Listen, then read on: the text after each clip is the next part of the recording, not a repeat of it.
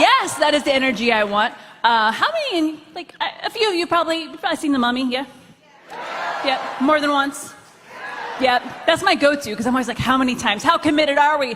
Give me a big shout if you are so excited for this panel.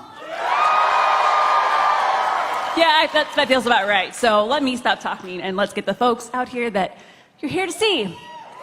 All right, you know him, you love him from The Mummy, from Doom Patrol, Brendan Fraser!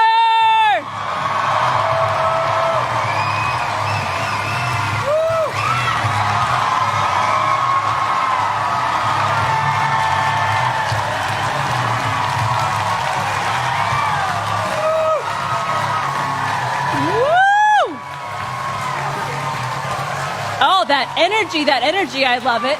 How's it going? All right, now, yes, I think it's all mutual. A lot of love in this room. Please give a very warm welcome to, you know him from The Mummy and Star Trek Discovery, Oded Fehr!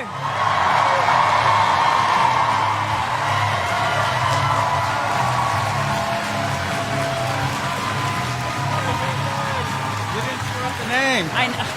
Thank goodness. I just want to say, before we came out here, a certain somebody on the far end of the couch tried to make me mispronounce his name. It didn't work. It didn't work, Oded. Yes. Nice try. Yeah. Nice try. Odie Fehr. I told him I was going to get... And I am Borton Fnorfner. All right, fellas. So, surprise, we're here to talk today about The Mummy. You probably heard. What I want to know, a fan company has made a bumper sticker in the past year called Honk if you have seen the 1999 cinematic masterpiece, The Mummy. Do any of you have this bumper sticker? I knew it. So here we are, a few years later. How's it felt to see such love for this film and this franchise and your characters continue? The Mummy, you know, was basically my first job. It's, you know, I started off doing The Mummy and thinking to myself, so this is my life, you know, doing these kind of movies. Yeah, absolutely, no problem. It's so fabulous. It's fabulous that people are still enjoying it, still loving it. Their kids are loving it. Of course, you feel slightly old. Yeah. How did that happen? Yeah, it's, that was you know, quick. a lot. We've been saying in the car ride over here, like a lot of. Oh, my mom really loves the. Hi, Mom. Yeah, today I get a lot of autographs for, you know, oh, Emma, is that you? No, it's for my mom. Oh, okay, sure, yeah, absolutely, yeah, I'm good with moms, so, yeah. Hey, I'm good with it. It's all good. All good. Well, even when I thought about that bumper sticker and thought 1999, I'm like, oh, okay. That felt like it was yesterday. So given that, and I know it's a bit of time to go back through, do each of you remember, you know, when you went into audition, kind of how the film was pitched to you, like what the log line was? This is going to be, Steven was like, okay, it's going to be like the Terminator, but the Mummy is like Jaws. He's a shark. He won't quit. I was like, Terminator shark? That's kind of cool. I think they already made that movie, dude, but, you know. The script was great.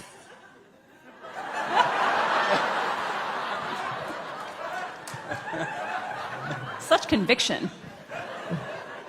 And he would be like, on the day, he'd always be, oh, the good thing is that the director is also the writer, so we just completely cut out the middleman. I don't know, just do it the way you do it. Just whatever you do, just don't suck. Yeah.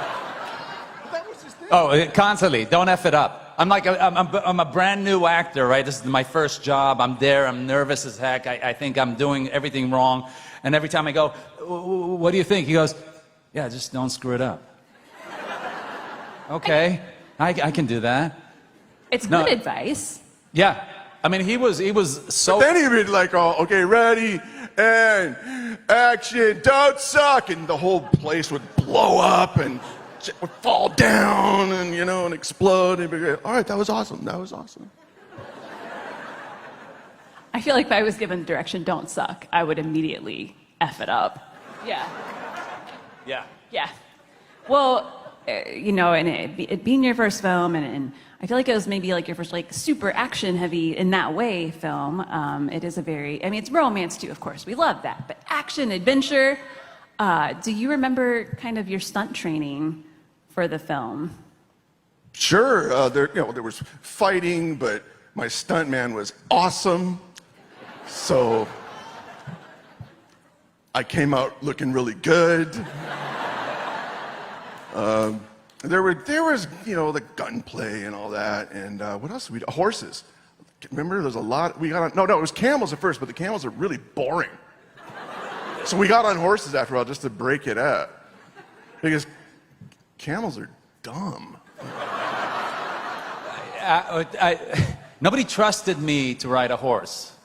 So on the first film, it was so incredibly embarrassing, because I don't know if you remember the scene in the campgrounds where you pull out the dynamite stick, and I'm like, oh, okay, you know, I'll get on my horse and just tell you, you know, stop fighting, get out of here, or we'll all die, something. And we're shooting the scene, and they bring up these apple boxes, and they actually have me standing on the apple boxes with my leg over the horse, and they go, action. I sit down, I say, yalla imshi, and then I'm like, I want to ride off, and they're like, no, don't move. Get the stunt guy in. You're not ready. You're not ready. And it was that embarrassing, which is what caused me to train a lot for the second movie. I was and going to say, I bet you learned. I got to do everything myself. But I remember your boots on the apple box with the heel on them. Yeah, well, okay. Poor Oded. I'm doing it, man. He'd be like, oh, he had these heels that were like this, you know, and then we'd be in the sand, so he's like always walking around like this. The heels are falling down, sticking out. Okay. The reason I had heels is because if you look at this guy, okay, the first people you meet when you do a movie is you meet the costume department, right? You got to get your costume going. And I'm standing there and I think to myself, oh, you know, pretty impressive, 6'1", almost. And no, it's 6'1". And they're like, okay, we got to do something about this guy. Let's give him some heels, and he's wearing a dress, and not tall enough. We'll put some big something on his head, so when he stands next to Brendan. So that was my. So for the next 2 movies, I'm running around with heels and a dress. And the facial scar tattoos, that was my idea. All the way. I'm like, no, it wasn't. It really wasn't. What I'm hearing is it's all your fault. It's on me. Sorry, I'm still hung up on thinking back to the camels, and I'm thinking, you know, when you picture a majestic steed, it's not a camel. It's not. So I think you're right in that, you know, horses win that battle. Yay, horses! Yay, horses!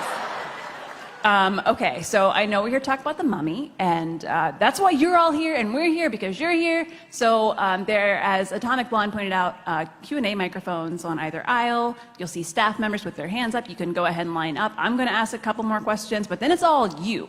It's all you. And I'm gonna go off script a little bit because you are both very talented and have been in. Oh, stop it! Just. More. Thank you. I mean, you're fine. You're fine. But you've both been in many other things besides The Mummy. So I just want to pick a couple of your recent projects that I'm a fan of, because I'm selfish and I have a microphone.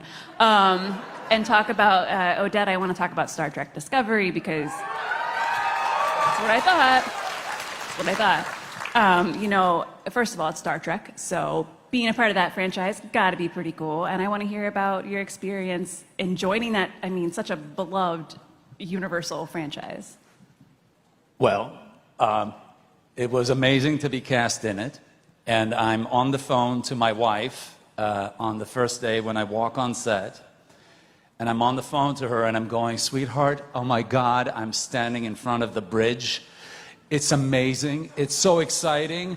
It's so stunningly beautiful. And she's like, a bridge to where? Where are you going? I'm like, Star Trek, honey, the bridge. And she's like, I don't know. Like, that's great for you. So that was kind of put me back on earth. But no, it's such an incredible franchise. Brooklyn Bridge. Brooklyn, sweetheart. No, it's such an amazing franchise to be a part of.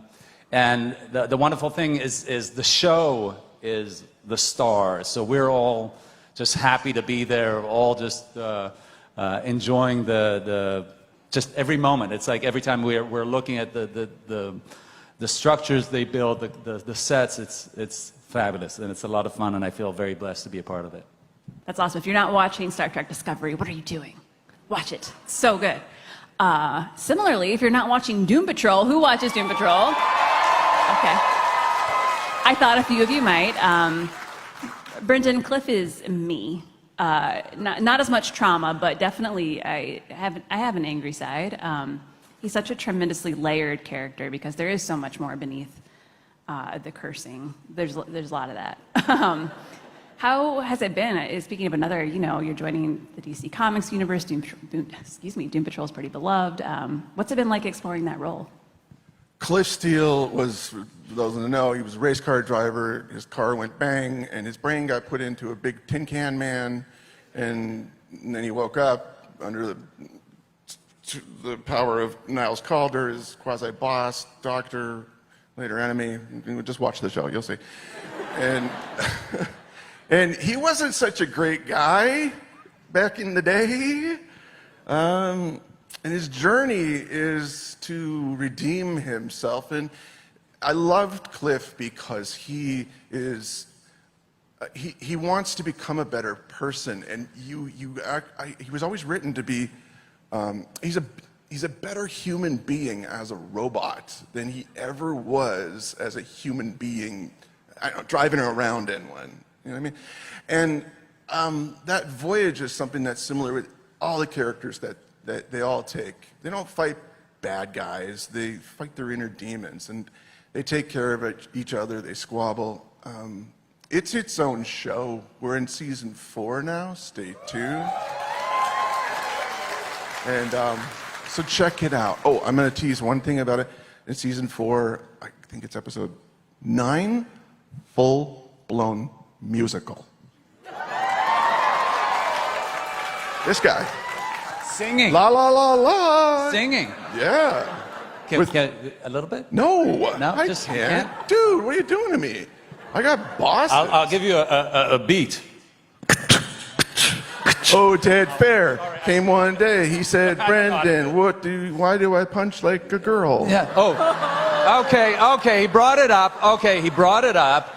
Yes. When we did the first fight scene on The Mummy, we were on the car traveling through all these zombie guys are jumping on the car, and I'm throwing punches, and the stunt guy comes over and he goes, Oded, can you do me a favor? When you're punching, can you not do this? It's not as effective. No. It was classical training, theater training in theater, to kind of swing the punch backwards, but on camera it looks like this. I just let the stuntman do it. He's awesome. Yeah. So. Yeah. That's what they train for. It makes sense. Okay. Thank you for both indulging me, and all of you for indulging me in non-mummy questions. But now it's your turn. I'm going to switch between sides, and ideally questions for both panelists, please. So let's start over here on the left. Please tell us your name and question. Hello, my name's Joe, and I'm from Seattle, and I wanted to say absolutely love all your movies. This is for Brendan. Brendan, I want to say thank you. Oh, I love your movies too. Sorry. Thank you. It's great because I got a chance to share some of your movies with my kids for the first time, and they started falling in love with them. I just showed them all 3 Mummy films, and I told them, did you know that they're going to be here? And they got excited, and this was the one they were most excited about, and I absolutely love it. Some of the things that most people, may not know, your role in Monkey Bone, and absolutely love you in that. And one of my all-time favorites, Bedazzled. My question for you. Thank you. Mr. Stablos. Great. No, gracias. Soy alérgico a los crustáceos. Wow. Roughly translating Colombian. No, thank you. I'm allergic to shellfish. My question for you is, if you could portray, who is your favorite character to portray, And if you could have them meet your character from The Mummy, how do you see that going? That's an epistlistic question. Look, I loved playing Rick O'Connell. I had a great time doing that. There was so much big toys to play with. We had no idea what kind of movie we were making. We thought that it was a straight-ahead action movie, part horror movie, sometimes slapstick comedy, romance, adventure. I'm missing something somewhere. And so I can still hear her. You still hear Rachel? She'd be like, oh, now they're going to confiscate our equity cards. And I'm like, well, fine, I'm over here like a beaver just chewing up scenery. I think we'll get through it together, you know? I loved it, though. I loved it. We were on location in the deserts of Marrakesh in Morocco, and that's where Lawrence of Arabia was shot and conceived. I had that wide open vista, and that was never lost on the cinematographers, for sure. So it felt like my first experience with real big picture movie making, which was really exciting. It was really exciting. And we were really there feeling the heat and everything. You had that authenticity. Of course, you know, they were like, nah, we'll just shoot it in New Mexico. And Steven was like, no, that'll suck. And so, you know, we really went for the real thing. But you remember that when we were at, where was it? It was Erfurt in the desert. Oh, yeah. And you remember that one mountain range, and we'd be driving home on these little roads that had piles of white rocks that were painted white. There were no lights or anything. And over the mountain range, my driver, Rashid, was like pointing things out. You know, that's where my mom met my dad, you know, that kind of thing. And he goes, and you see that mountain range over there? If you go past that mountain range, you'll never come back. I like, eyes front. I remember that one time when there was our set got flooded. Do you remember that? There was all of a sudden like torrential rains. Was that in the second one? The first one? I don't remember. I just remember that they brought over military helicopters to pick us up. And you're getting into these helicopters, and they did not feel like they were new or even taken care of or maintained in any way. And it was so you're getting into this, everything is shaking. We had kidnapping insurance taken out on us. Yeah, these are the kind of things you don't necessarily want to hear about. The late Jim Jackson, who was the producer, was a real talker, okay? Like, you have a conversation with Jim, and he'd be like, okay, and you know, and he had this connective thing he would say or do. He'd go, and you know, you could put the phone down, go and polish your car, come back, pick it up, and go, yeah, and put it down. Anyway, Jim was like, we're taking out kidnapping insurance on all of you. And we were, he was like, yeah, we're going to take our kidnapping insurance, like $1 million on you and $1 million on Rachel and Kevin. It was J. 125-35 on me. But no, Kevin J. O'Connor goes, I just want to ask, how much did you take out on me? I don't remember what he said. He was like, I don't know, 250. But that'll really mess with your self-esteem. I wouldn't want to know the number. Yeah. Wouldn't want to know. Thank you for your question. And, you know, that reminded me, so thank you, not reminded me, I'm well aware, there's more than one Mummy movie. There are 3. So you both... Two. Yeah, well, as far as I remember. I know, that's fair. I only remember the 2. All right. I don't know. Yeah, only 2. Was there a third one? No, there's only 2. No. Only 2, but you did get to both... You got to return to your roles just the second time only, but that's not something you get to do always. And when you make films and TV, you play the role, you walk away, but you got to come back. You have a sense of this is this world. These are the many things that we are hitting: action, romance, comedy. What was it like to come back with the knowledge of having played the characters and getting to develop them? It was like going back for another semester of college. Because we just finished, and they went, nope, get back here. And we turned out, and you were the second movie. Oded, you held the fort down.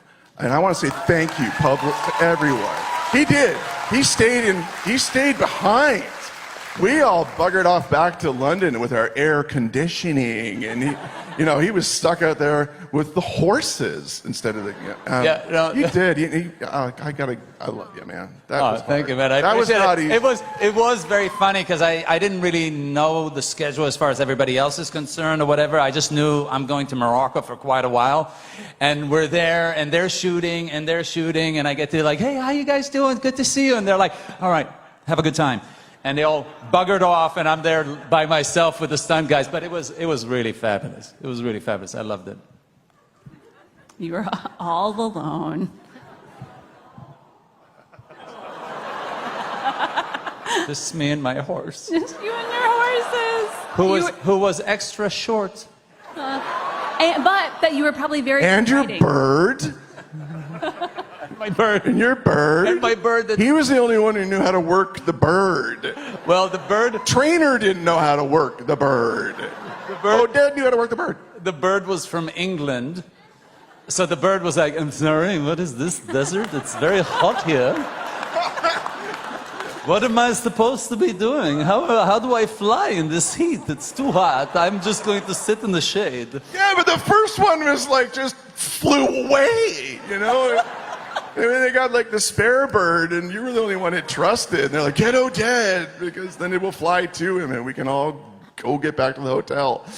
Well, I would imagine, though, that's like an extra layer of job security, one, but having that skill probably upped your kidnapping insurance, like, premium, right? The interesting thing was I was $135 translated loosely to Israeli shekels is 700 Israeli shekels or something. But the bird was, $25,000 for the bird. So. Well, birds are priceless, I don't know. Yes, priceless. Over here on our right, what's your name and question? My name is Christy Carney, and this is for Brendan. And speaking of college, my husband and I graduated from Cornish in '88 and '89, respectively. And we just wanted to say, welcome back to Seattle. Thank you, We're so Christy. happy that you're here. How are you? I'm doing great. Is James here? No, he had to stay home. We had a yard Tell him I sale. say hello, say him I love. I will. We went to college together. We did. At Cornish College, like what she said. Yeah. We did. All right. And we really just wanted to welcome you back and say we're so pleased and so happy for your career and the way things have been going. We're just super duper happy for you. So thank you so much.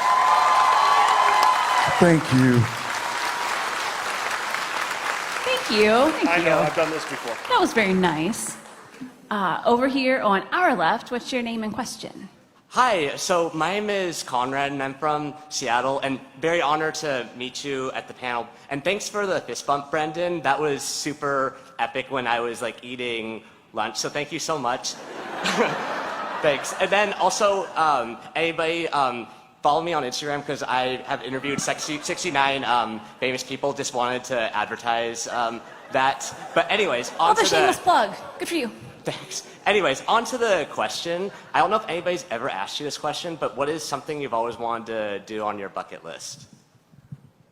Not jump out of a perfectly good airplane. Next question. Why do so many people want to do that? It's an active choice. What about you? What's No.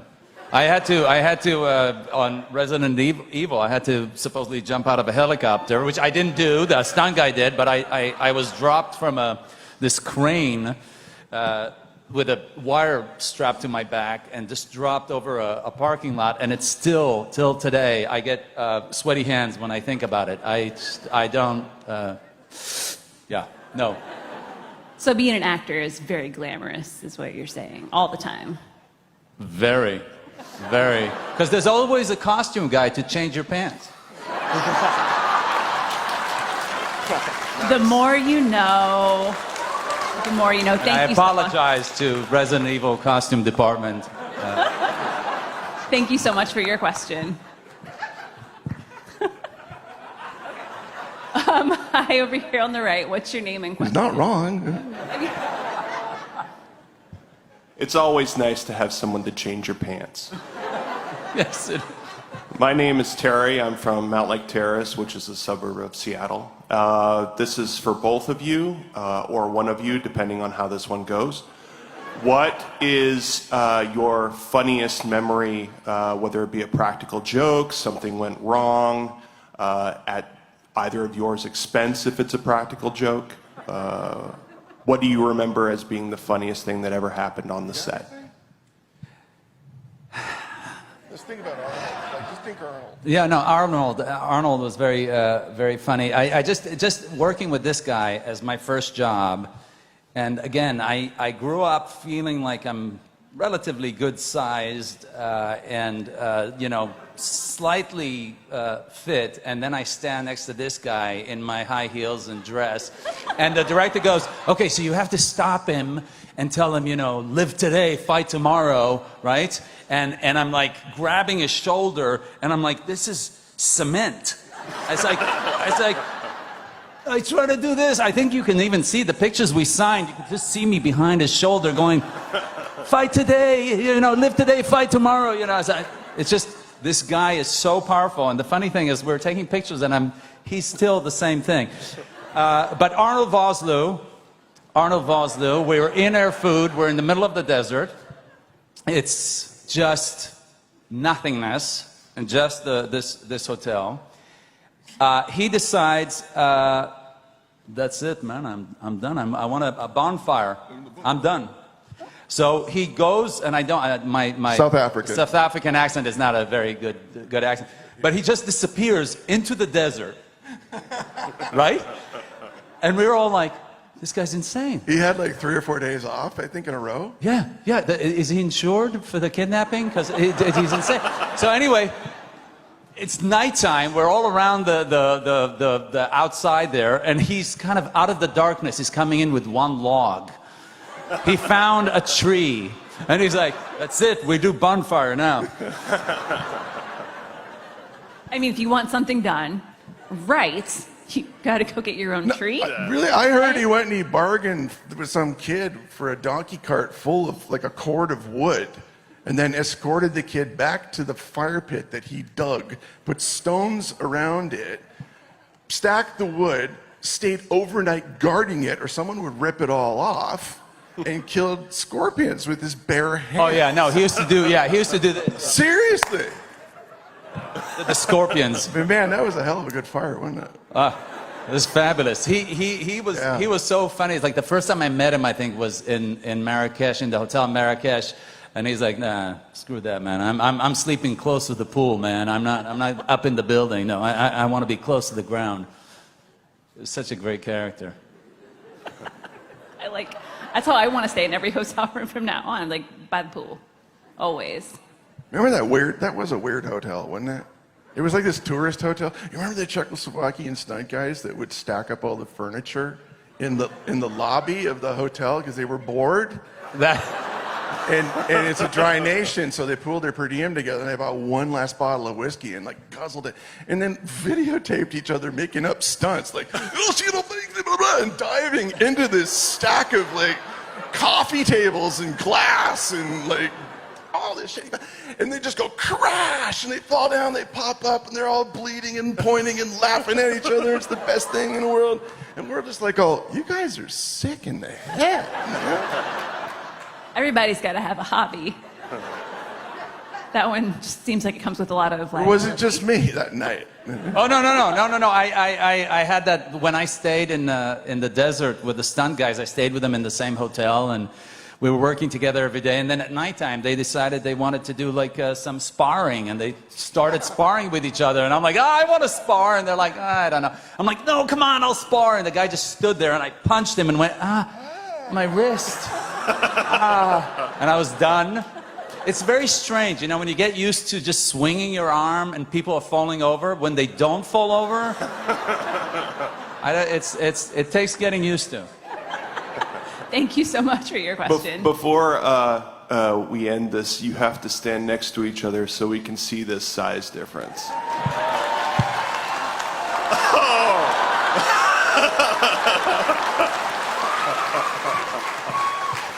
Hi, Mom. That was my bucket list. Thank you very much. Thank you.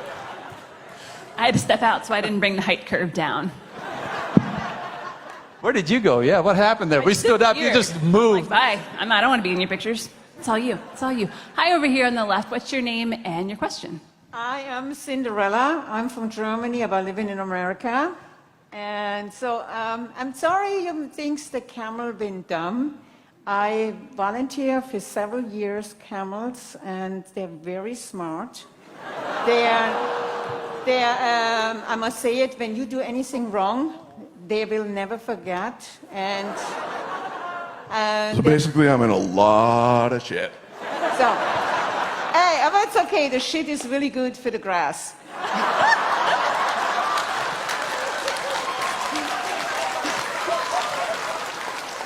I had that coming. I had that coming. My question is, there I'm in Germany, in this time, 1990. Your movie came out in Germany, in German language. It came out in 1990? I don't know, but it's short after. I have a little language barrier. It came out. Your movie came out. It's like the song, 99 Luftballon, that, right? There you go. Now, I saw your movies first in German language. This is my question. Have you ever seen in other language your mummies? Have you? I once saw the guy who dubs my voice That's good. in German. You look kind of like Winston Churchill. No, I'm not Muslim. With a really impressive no, beard. when you look the whole bunch outfit of the light blinding, you know the series I Love Lucy? Yes. And she did one part, the Jumbo Girl. I have the whole bunch outfit. This is now in a different collection with the Tutti Frutti. I remember. Thank you for your question. Sehr schön. Okay, bye-bye. Dankeschön. Thank you. Danke, danke. Thank you. And we'll go over here on the right. What's your name and question? Hi, my name is Stephanie. I'm from Bainbridge Island, and I have a question for Oded, actually. Obviously, I love The Mummy and stuff, and I say quotes from it every damn day. And I, however, wanted to ask you about Destiny 2 and the absolute plot twist that happens with Osiris, and how did you feel about that? Because that was the greatest plot twist that Destiny has ever seen.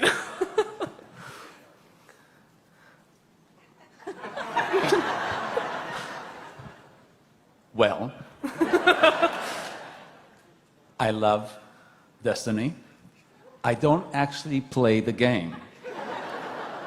So, okay, I'm an old man. Awkward! This whole thing. Do you want me to explain your plot twist to you? Well, listen, this is what happens, right? My son plays video games, and I try to... am I getting in trouble? My son, okay. No, I got the camels mad at me now. Right, I know. German camels okay, no, were listen. My son plays the game. I'm coming in to join him, and I'm going like, hey, I'd like to pay. And he goes, okay. He gives me the controller, and I'm like, what button? Hold on, let me get my glasses. And I can't, and by the time I'm even close to moving, he's already finished the game. So it was one of those very complicated. But they spend about 45 minutes every time I work to explain to me what's going on, and it sounds very exciting. It really does. Man, you gotta play it sometime. You're a great character. I love the character. I do. I love the character, but yes, I haven't played the game. Oh, man. Well, you should try it sometime. I hear it's absolutely fabulous, but I don't play any game. Okay, the camels. Camels are... Do we talk about the camels? I love the camels. The camels and the birds. I come back on the camel at the end of the first one, so I love the camels. That's right. Yes. Do you remember my character was supposed to die? Yeah, and they wrote you back in. Yeah, when I say goodbye to you in the tunnel, and I'm like, save the girl, kill the creature. In that order. The wall goes bang, falls down. Yeah, and everything falls down. Yeah. And then Steve Summers, when I thought I'm getting fired, I came back to the hotel after a night shoot. I said to my brother, they're firing me. He hates me. Every time the director does this, he's just thinking, why did I hire this guy? Oh my God. But and then he comes back to me and he goes, you know what? Ardith Bey. Everybody loves Ardith Bey. They Yes. did. They Yeah. loved your. Yeah. Art of May rules. I was very lucky, Yes. very lucky. Yes. Thank you for your question. Yep. Next time we're here, I'm going to ask about Destiny, and you'd better have played. Okay, yes. Yep, you're on Yes. it. Over here on the left, what's your name and question? Hi, my name's Gina, originally from LA, but moved here, Renton, Washington now. I wanted to say that your movies, The Mummies, was something my family and I bonded over, so with my parents, and now that I'm also now a mom, I'm watching your movies, all the movies, with my son. So it's definitely something that stays with me because it was like a bonding moment with my family. Sometimes we don't always get along, but definitely those movies were something that brought our family together and stuff talked about. So I just wanted to know if there were scenes or anything from any of the movies that you've done that were like memorable to you, or wanted to make sure it was like memorable to your fans or those that watched it. All of it. We were just glad to have a job, lady.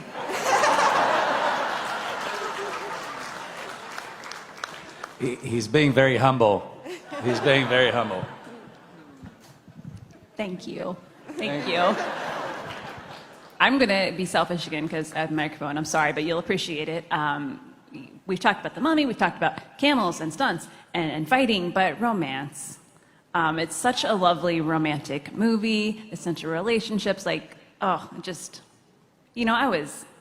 a tangent. That doesn't matter. You're talking about the relationship between me and Horace. Yes, obviously. It's my favorite. And John Hannah and his camel. Yes, yeah. He kissed the camel, didn't he? You got real close. But I want to hear what it was like working with Rachel on these films. for She's both of you. fantastic. She's fantastic. Thank you. Rachel was brilliant. She was ready for everything. She played it with heart. She got down to the nitty-gritty of being the kick-ass librarian who just rules the day, you know? She wasn't scared of a ladder. Rachel she's wonderful. She's just wonderful. And she was missed on the third one. And no, hang on.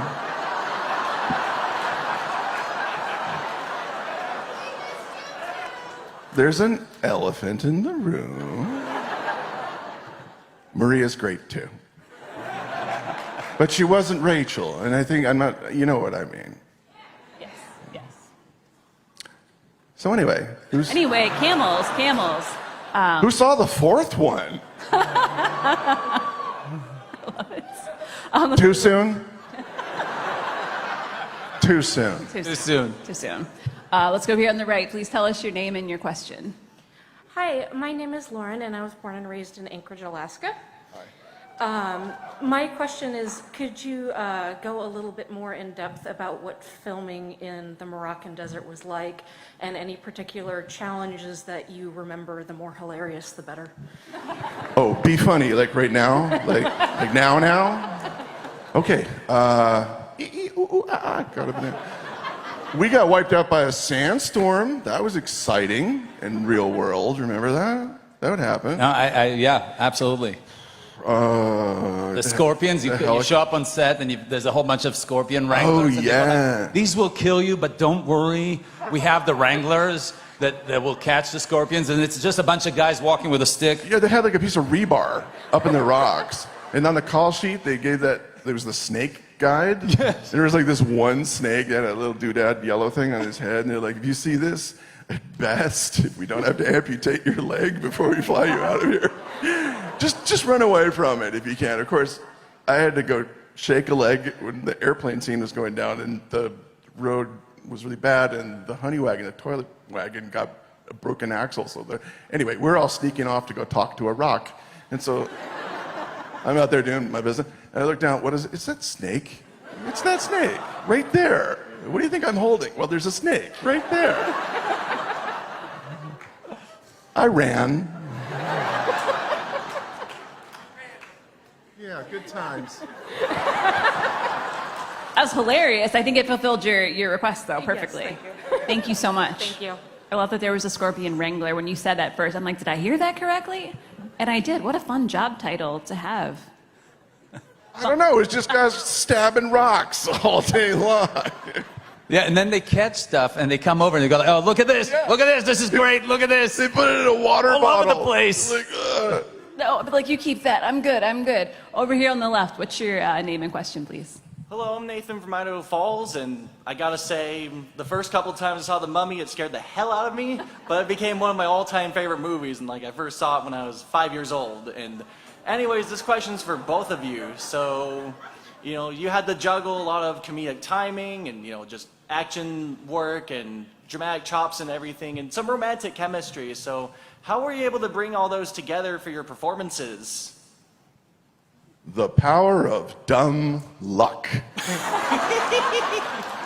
Never underestimate it. Oded? I 100% agree. One of the scenes of when we were on the bus, do you remember when we were on the bus on the second one and we're fighting the mummies on the bus? And they were like, okay, so Brendan has a stunt guy that he's working with, and we can't really fit the stunt guy in here, so you just throw yourself around. And I swear to God, there was nobody there, and I was just like an idiot, just throwing myself against the walls. And it worked, and I didn't have anybody complain about my... And I was fighting an imaginary half mummy because CG put it in later, and I had a brilliant idea on the day we're doing, like, we're fighting and he's there. What if I poke him in the eyes like the Three Stooges? And they're like, try it. Yeah, so you can doink, like that. It was like revolutionary. Oh my God. We'll just put the goo in later. It'll be great. So there's me fighting the half stooge, eyeless mummy, and he's bouncing around like a sock monkey behind me. It's a leap of faith when you make movies like this. You got to believe what you're doing, or nobody else will. It's running around on the set in London in the tunnels, and I think I had a cold or whatever, and I'm get away and all the rest of it, and then cut. Oh my God, my throat is killing me. So it's yeah. He is really cool in real life. Me, you know. No, you're cool. I think you're both cool. You're both really cool. Both cool. Thank you so much for your question. Thank you so much for answering it. It was an honor to meet you. I'm glad to join you in Seattle. Thank you. Yeah. Thank you. Best of luck. Thank you. Yeah. Appreciate it. Then we'll go over here. Hello, what's your name and your question? Hi, I'm Aiden. I'm from Edmonton, so a fellow Canadian Seattleite. This is a bit of an odd question, but yours is my favorite SNL monologue of all time. Do you have any stories about your time on SNL? Well, before that monologue that I don't remember at all giving that you're talking about, it's live TV and it's SNL, and, you know, do it right. And just before you know, it's very exciting, the week leading up to it, and then it's Saturday night and they go live. And just before all this happened, Lorne Michaels walks up to you. He just kind of goes, well, you know, it's just, it's all about confidence. And that's what you get before you present yourself to the world. After that, you don't remember much of anything. It's about honestly changing wardrobe really quickly underneath the bleachers, in the dark, chasing people around. You were pulling your clothes off, putting clothes on, putting hair, all that stuff. It's a show about undressing. Thank you so much. Basically. Thank you. Again, the glamorous life of an actor. I also feel like just be confident is a different version of don't suck. Yes. Just a nicer way to say it. Over here on the left, what's your name and question? Hi, my name is CJ. I live in Seattle, and this question is for Oded. I love you as Ardith Bay, but I'm also used to hearing your voice, specifically as Dr. Fate in Justice League Unlimited and as Ra's al Ghul in Young Justice. And my question was, how does voice acting for you compare to like real experience? We were just talking about that. Funny, in the car. you should ask. Yeah, we were just talking about it in the car on the way here. There's something wonderful about not having to learn your lines and not having to put a costume and makeup on. There's something really fabulous about that, so let's just start right there. Then, You don't even have to wear pants. during COVID, I was in my closet, in my pajamas, recording. It was wonderful. There's something really wonderful about doing voiceovers because your voice is such a big part of acting, of delivering drama, and it's a lot of fun being able to do that without any pressure of kind of knowing your lines or everything else around it. So, Thank you, sir. thank you. Thank you. Any job you can do in your pajamas is automatically my favorite job. Over here on the right, what's your name and your question? Hello, I am Tyler Jacobs. I live in Tacoma, Washington, and I think you are both such great actors, and you're both so funny. I love Encino Man and Blast from the Past, and Discovery is great, and you're great in Deuce Bigelow also. But Thank you. I wanted to know what animal you would think you would be if you were an animal, and in 1999, would you have had the same answer? A Labrador running around the beach collecting sticks. You want it? Yes. Can I have it? I'm going to bury it. Will you throw it? Okay. I mean, who does that remind you of? This guy. No, it's not a gorilla or a monkey. There, I said it. Yeah, no, we have a little dog named Bailey, and he's a tiny little thing, and he's very scared of absolutely everything. And me, I feel like him many times. I'm just like, it is very scary out there, isn't it? And they want you to act and be brave. I can do this. You can do it, Bailey. You got this. You got this, little Oded. You got this. Thank you. Thank you very much. This is when I feel like it is my duty to point out there is a very sweet dog in the front row that has distracted Yes. me multiple times. You're very cute, little pup. My favorite picture we took. We took a picture with the dog You today. did? Yeah. Can I get a picture later too? We'll do it after, okay? Yeah. Okay, thank you. Anyway, panel, right. Dogs in the front row are very dangerous for me.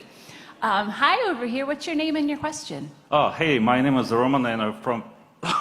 Sorry, I'm probably the oldest person asking questions today.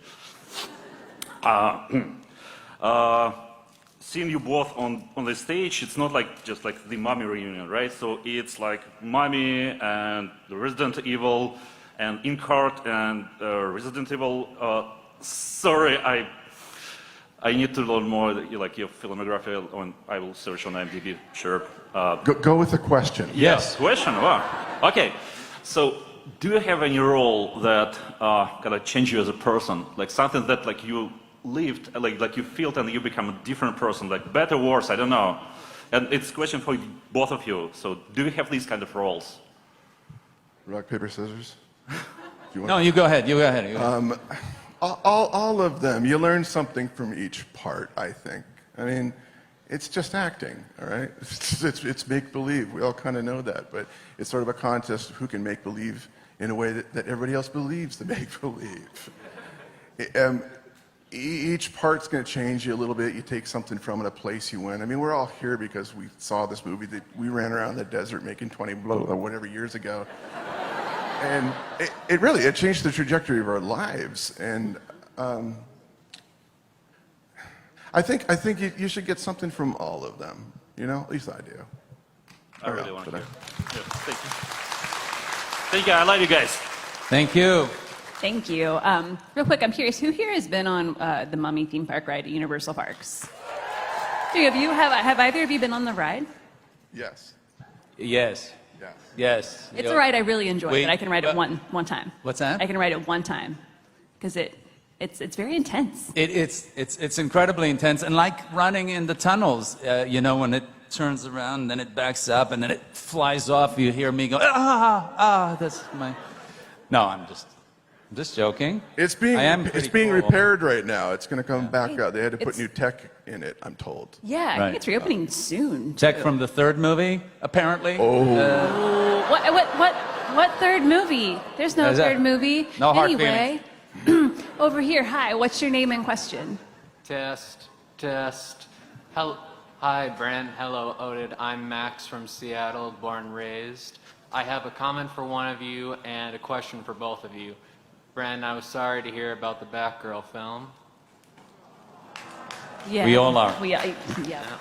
And now the question, it's pretty obvious by now that the 2017 Mummy film was, to put it lightly, less like more a failure. Ouch! As well as its attempt to jumpstart a shared monster universe for Universal. My question is, if the Mummy 1999 film followed a similar strategy and was the first of like a shared universe, do you think it would have had the Dark Universe would have had a better chance of succeeding? Listen, dude.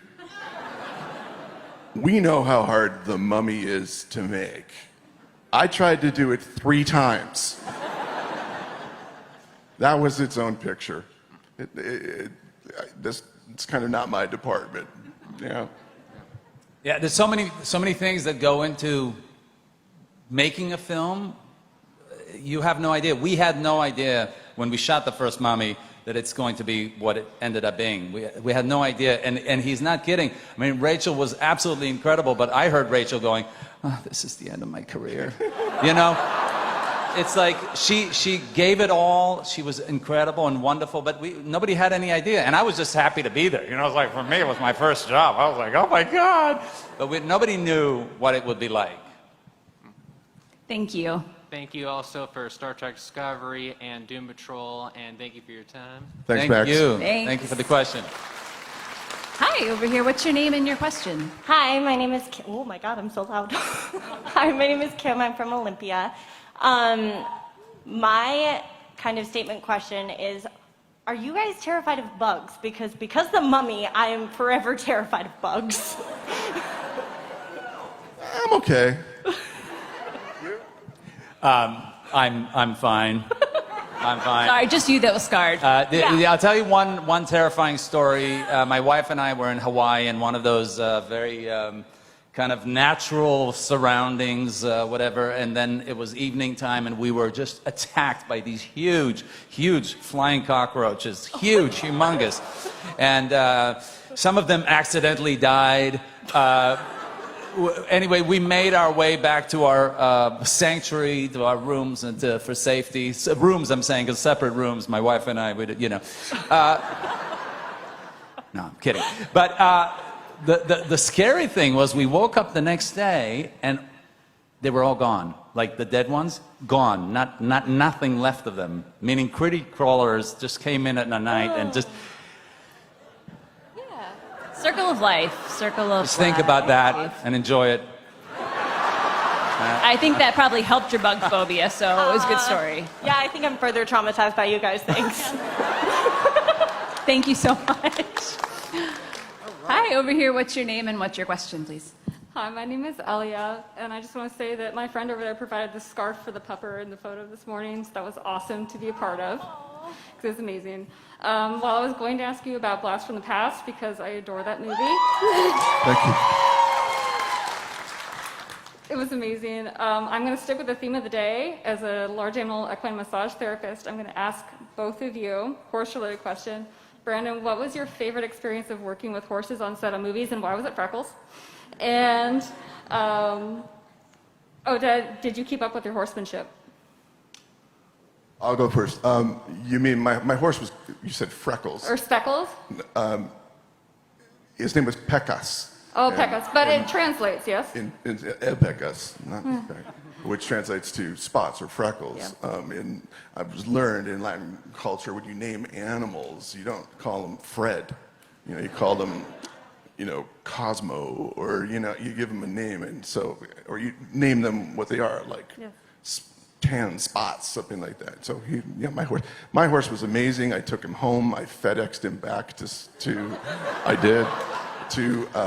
where I live in New York. I gave him to my oldest son, who is on the spectrum, and he was a big, strong horse, and whether or not Griffin wanted to ride him on any particular day didn't matter, because if you get a bucket and a brush, give it to a kid who's happy to do this all afternoon. It works for both of them. It does.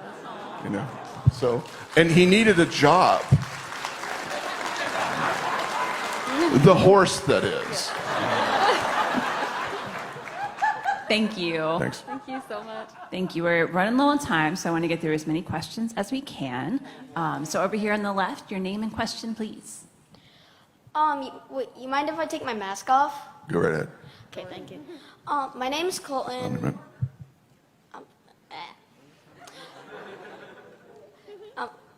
You got this. You got this. You got this. You're Spider-Man. You got it. You know how much courage it takes to stand on a microphone in a room full of strangers? It's you right now, little man. You got this. Listen to that. You can do it.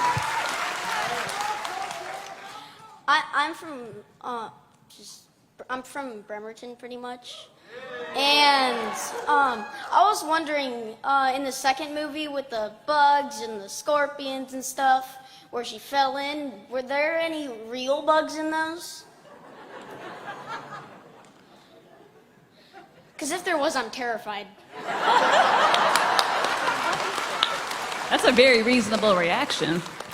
It was CGI. We're cool. It's fine. Okay, because if she fell in there, I'd be like, help her. Like, help her. Let there be like a secret hatch under there or something. Like, you know? Yeah. No real bugs. Thank you so much. No real bugs. You're good. No real bugs. Thank you. Over here on the right, what's your name and question, please? Hello, my name is Corey. I'm from Bainbridge Island, Washington. And my question is for you, Brendan. Now, I do know that last year you acted in a film called No Sudden Move, which was definitely not like other roles that you played in the past. So my question is, did you feel like you had to change any part of your acting style in order to immerse yourself into the character that you played? I find it's easiest if you follow the script. Listen to the director. It really helps to wear cool clothes, too. And show up to work on time. All good tips. Thank you so much. Thank you. Then we can do 2 more questions. So we'll go over here. Please tell us your name and question. Hello.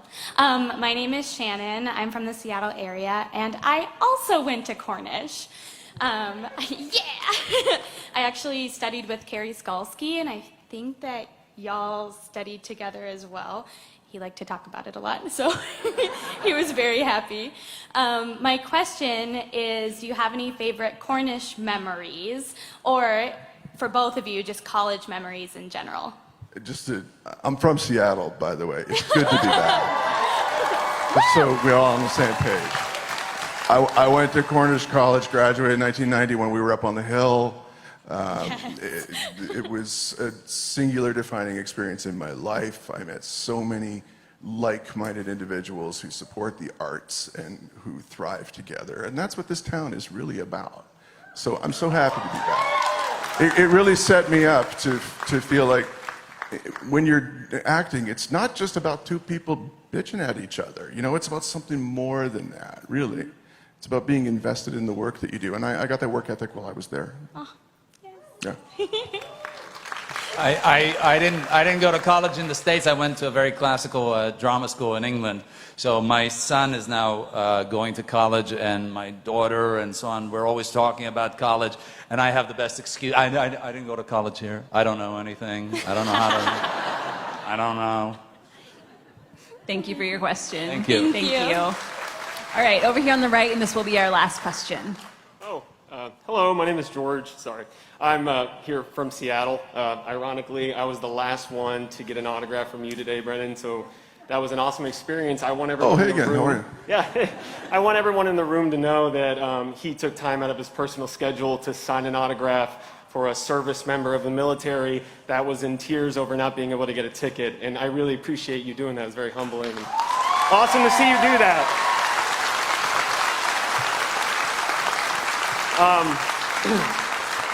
My question is, I'm a firm believer that cinematic gold stems from moments of improvisation. And I would like to ask both of you if you had any moments on either one of the films that were improv that stuck with you or you thought was cinematic gold. Both of you, both. Either one. Brendan. I get. I already said the Stooges thing, so this one's all you.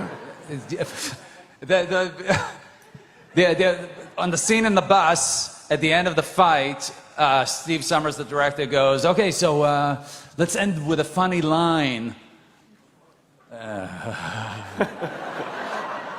It's my first bus ride. Good, thank you. All right. Amazing. I'm not a very good improv guy. I'm not a very good improv. Yes, no, I'm not. Not a very good improv guy. You guys are absolutely awesome. Thank you so much for being here. Thank you. Well, thank you all for your thoughtful questions. Thank you for coming. Thank you both for joining us. Appreciate it. Please give these two a huge round of applause for the Mummy and all they do. Thank you.